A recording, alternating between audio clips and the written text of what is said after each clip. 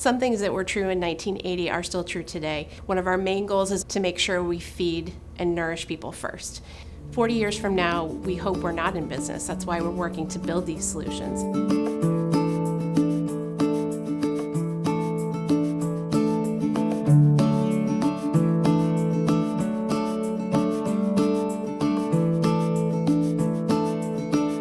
My name is Barbara Kistler Oates. I was the first executive director of the Food Bank of North Carolina.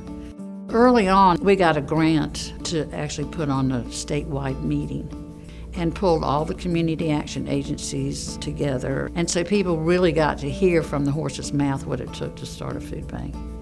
And I think because of that, we were able to get people to understand that it had to be a collective thing.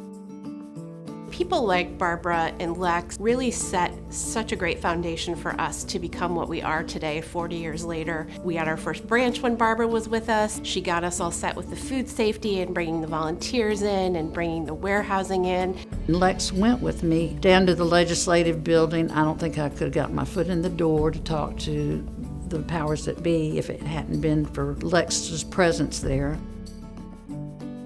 I think the food bank really started to change quite a bit after Hurricane Floyd. We really started looking at the way we do things a lot differently.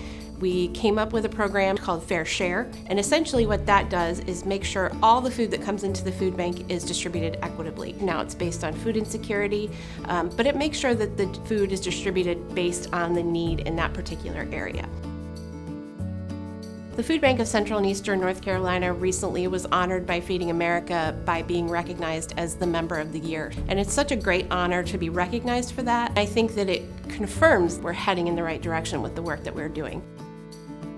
I'm glad that there are people in 1980 who had a hand in founding this organization that really believed in the vision back then that no one goes hungry in Central and Eastern North Carolina.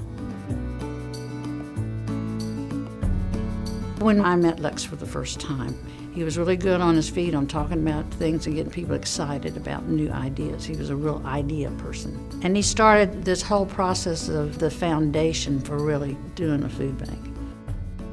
Lex was also a community organizer and an instigator, that he really liked to go in, look at community problems at a grassroots level, ask, where does it hurt? Where is it unjust? Where could it be better? And where are the stakeholders? And then put all that together and see what would happen next by the grace of God and by the simple wisdom of ordinary people to make an extraordinary difference. He just immediately made you feel warm and good and significant and that your ideas mattered.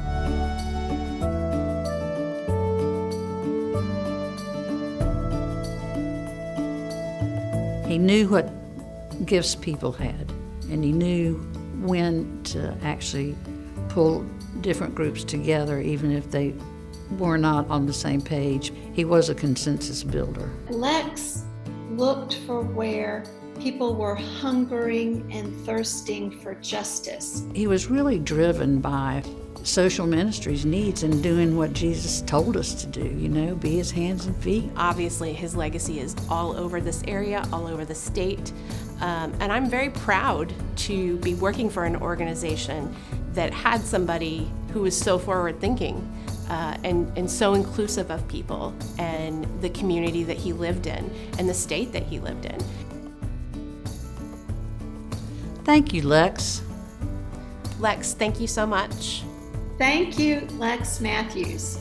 We miss you, but actually you're still just right here.